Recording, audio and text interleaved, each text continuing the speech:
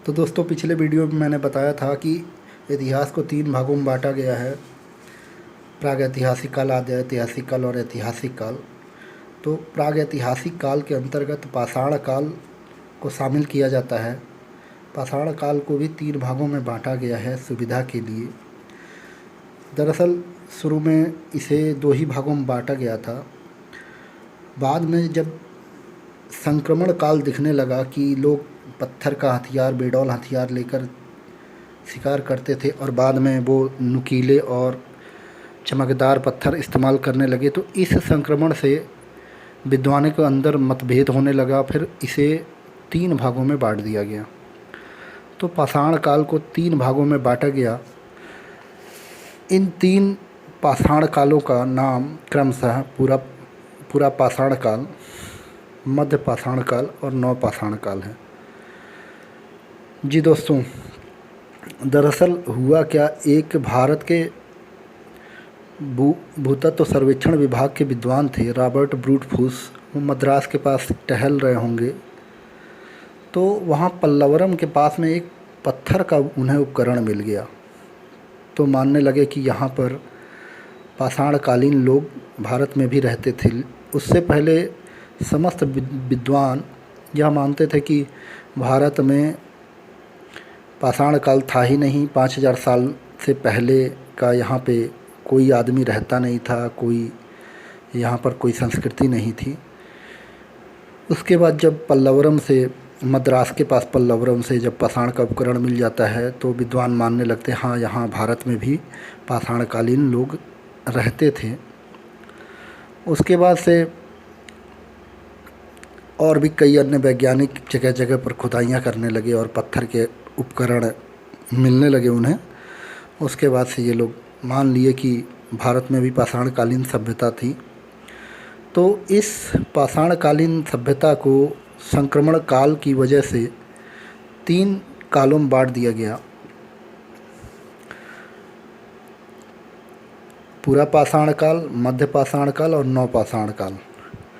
लेकिन पूरा पाषाण काल को भी सुविधा के लिए 3 अन्य भागों में बांट दिया गया, जिसमें पहला निम्न पूरा पाषाण काल, दूसरा मध्य पूरा पाषाण काल और उच्च पूरा पाषाण काल।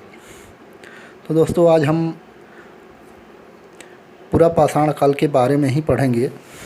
तो पूरा पाषाण काल के प्रथम भाग अर्थात निम्न पूरा पाषाण काल में पहला जो लोग थे, ये इसका समय काल लगभग 5 लाख पूर्व से लेकर 10,000 ईस्वी पूर्व तक लगाया जाता है, ये पूरा पाषाण काल को।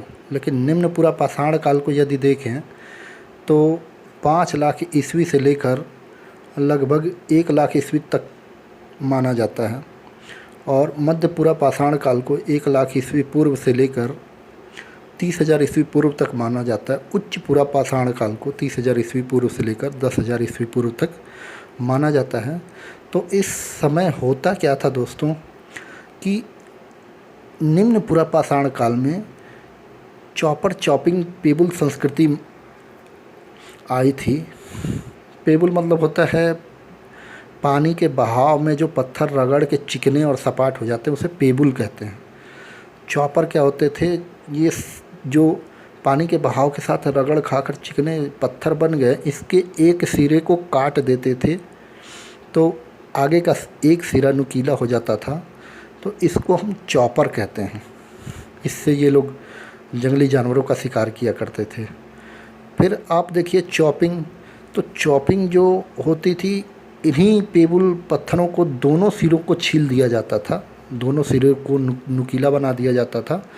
तो इससे ये चॉपिंग हथियार बन जाता था।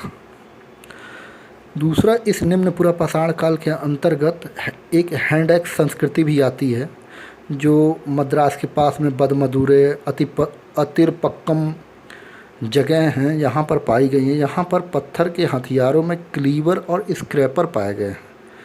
तो दोस्तों, इससे संबंधित कई जगहों पर पेबुल, चॉपर चॉपिंग पेबुल संस्कृति और हैंड एक्स संस्कृति, दोनों संस्कृतियों से संबंधित कई जगहें पाई गई हैं भारत में। तो इन जगहों में पहला है सोहन घाटी की सभ्यता। सोहन जो है सिंधु नदी की एक छोटी सहायक नदी है। और दूसरी जो जगह है वह है आपका दक्षिण भारत में।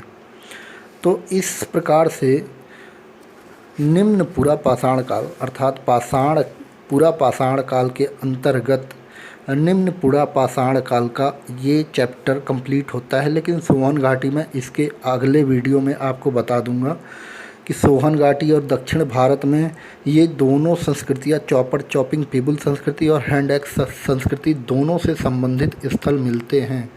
इसके बाद दोस्तों अगला चैप्टर मध्य पूर्व पाषाण काल होगा। वीडियो देखने के लिए धन्यवाद दोस्तों।